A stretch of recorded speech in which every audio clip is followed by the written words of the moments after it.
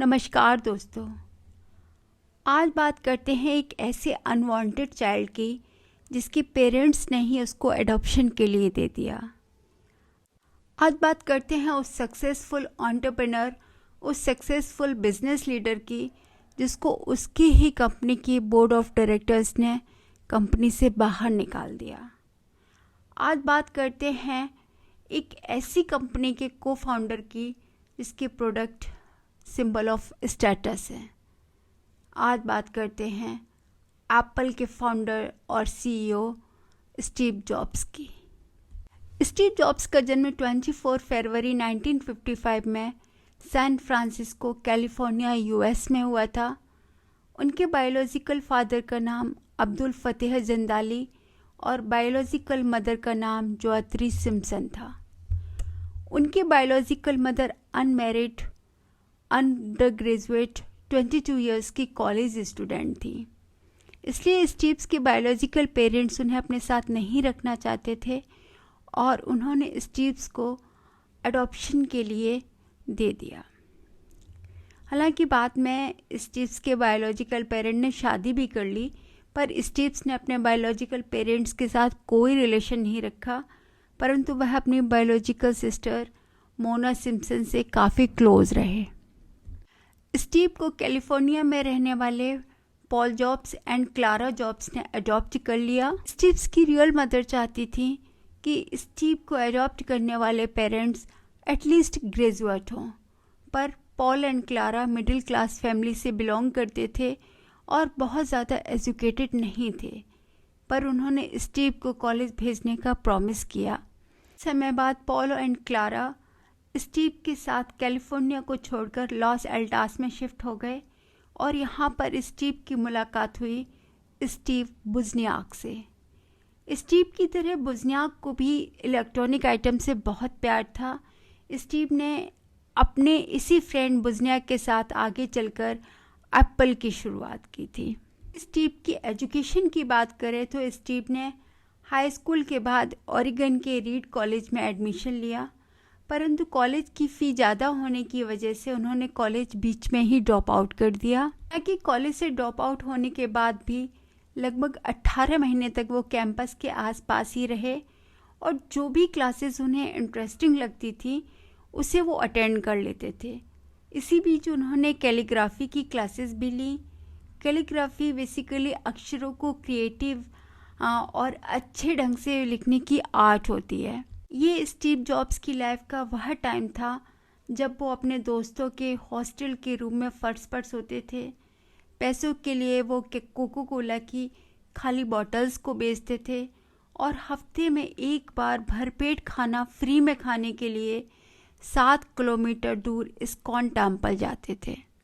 पढ़ाई के दौरान ही कुछ समय के लिए स्टीव ने HP कंप्यूटर्स में समर इंटर्नशिप भी की थी। अब आप सोच रहे होंगे कि फर्श पर सोने वाले कोको कोला की खाली बॉटल्स बेचने वाले लड़के के पास इतने पैसे कहाँ से आए कि उसने कंपनी की शुरुआत कर दी। दरअसल स्टीव के फ्रेंड स्टीव बोजनियाक ने ब्लू बॉक्स नाम की एक हैकिंग डिवाइस डिज़ाइन की।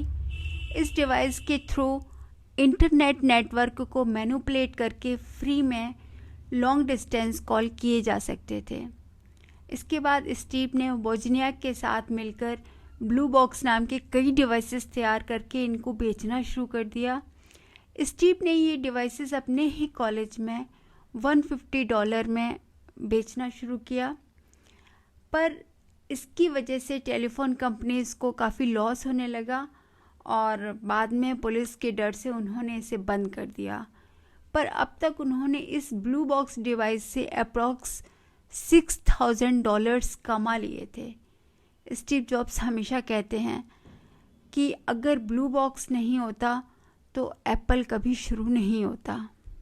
इसके बाद स्टीव ने अमेरिका की वीडियो गेमिंग कंपनी अटारी में एज अ टेक्नीशियन काम किया। यहाँ पर काम करते हुए अपने फ्रेंड रॉबर्ट फ्रिकलैंड की एडवाइस पर स्टीव जॉब्स 1974 में इंडिया आए। बेसिकली स्टीव जॉब्स को इंडियन कल्चर से बहुत लगाव था। इंडिया में आकर वो हनुमान जी के अवतार कहे जाने वाले नीम करोली बाबा के भक्त बन गए। स्टीव दिल्ली से हरिद्वार गए और हरिद्वार कुछ दिन रुकने के बाद वो कैची धाम पहुँचे, पर उनके आश्रम में पहुँचने से पहले ही नीम करोली बाबा का देहांत हो चुका था। वॉल्टर आई जैक्सन ने अपनी बुक स्टीव जॉब्स में लिखा है, स्टीव ने खुद ही कहा था कैची धाम आने के बाद ही उनके मन में एप्पल की स्थापना का विचार आया। इंडिया से लौटने के बाद ही स्टीव ने बोजनियाक के साथ मिलकर घर के ही गैराज में मात्र 20 साल की एज में एप्पल नाम की कंपनी की शुरुआत की। शुरुआत में उनके घर का ये गैराज ही उनकी कंपनी का हेडक्वार्टर हुआ करता था। इस गैराज में उन्होंने एप्पल का फर्स्ट कंप्यूटर एप्पल 1 बनाया। एप्पल 1 की सक्सेस के बाद कंपनी को ग्रोथ के लिए और इन्वेस्टमेंट की ज़रूरत थी।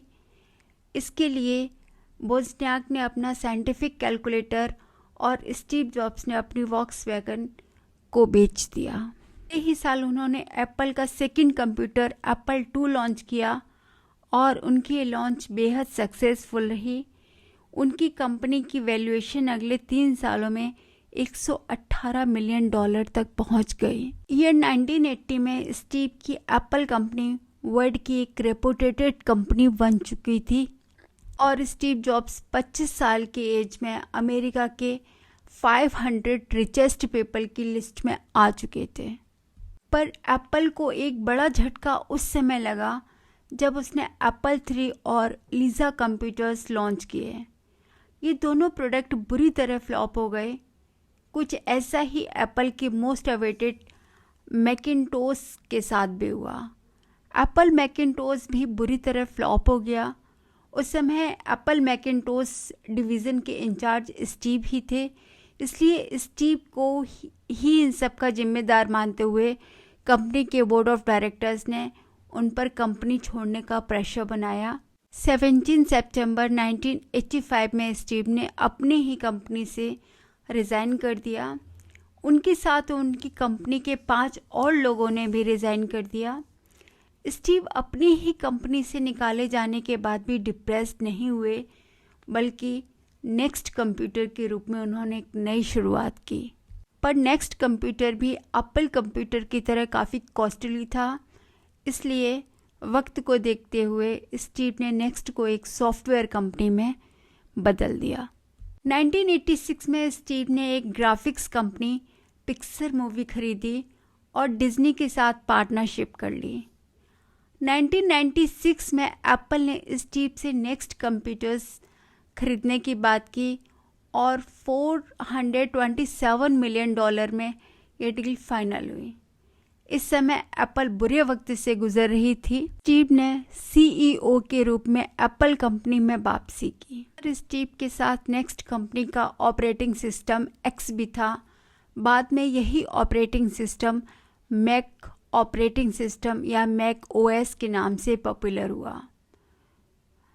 जब स्टीव ने एप्पल में वापसी की उस समय कंपनी में टोटल 250 प्रोडक्ट थे, लेकिन स्टीव ने कंपनी में केवल 10 प्रोडक्ट रखे और उन पर ही फोकस किया। स्टीव के अकॉर्डिंग प्रोडक्ट की क्वांटिटी से ज़्यादा उसकी क्वालिटी मैटर करती है। इसके बाद स्टीव के ही गाइडेंस में एप्पल आईपॉड और आईट्यून लॉन्च किए गए। एप्पल आईपॉड ने पूरी म्यूजिक इंडस्ट्री को ही बदल दिया। 2007 में एप्पल ने मोबाइल फ़ोन लॉन्च करके मोबाइल की दुनिया में एक रिवॉल्यूशन ला दिया। 2010 में स्टीव की गाइडेंस में जब एप्पल ने आईपैड लॉन्च किया तब कई लोगों ने उसे क्रिटिसाइज़ किया, पर स्टीव ने किसी की नहीं सुनी और मार्केट में आने के 28 दिन बाद ही 1 मिलियन आईपैड सेल हो गए और ये एक वर्ल्ड रिकॉर्ड बन गया। 5 अक्टूबर 2011 को स्टीव की पैनक्रियाटिक कैंसर से डेथ हो गई। स्टीव जॉब्स कोई टेक्निकल पर्सन नहीं था और ना ही किसी भी प्रकार की कोई कोडिंग उसने सीखी थी, पर इसके बाद भी वो टेक्नोलॉजी की दुनिया में रोल मॉडल था, सिर्फ अपने एटीट्यूड की वजह से। स्टीव जॉब्स को हमेशा से ही ये लगता था कि अगर कोई काम करो तो उसे इतनी शिद्दत से करो कि तुम्हें कोई कॉम्पीट ही ना कर पाए। स्टीव जॉब्स ने कोई भी काम फर्स्ट नहीं किया, पर उसने जो भी किया वेस्ट किया। Laptops, tablets, smartphones, MP3 player सभी पहले से ही मार्केट में आ रहे थे, पर स्टीव ने एंड्रॉयड और iOS की मार्केट ही सेपरेट कर दी। स्टीव ने हमेशा क्लास पर ही काम किया। एप्पल यूज़ करने वाले हमेशा एप्पल को ही रिकमेंड करते हैं, और एक बार iOS को यूज़ करने के बाद लोग वापस एंड्रॉयड पर नहीं जाना चाहते। ये है एप्पल। Thank you.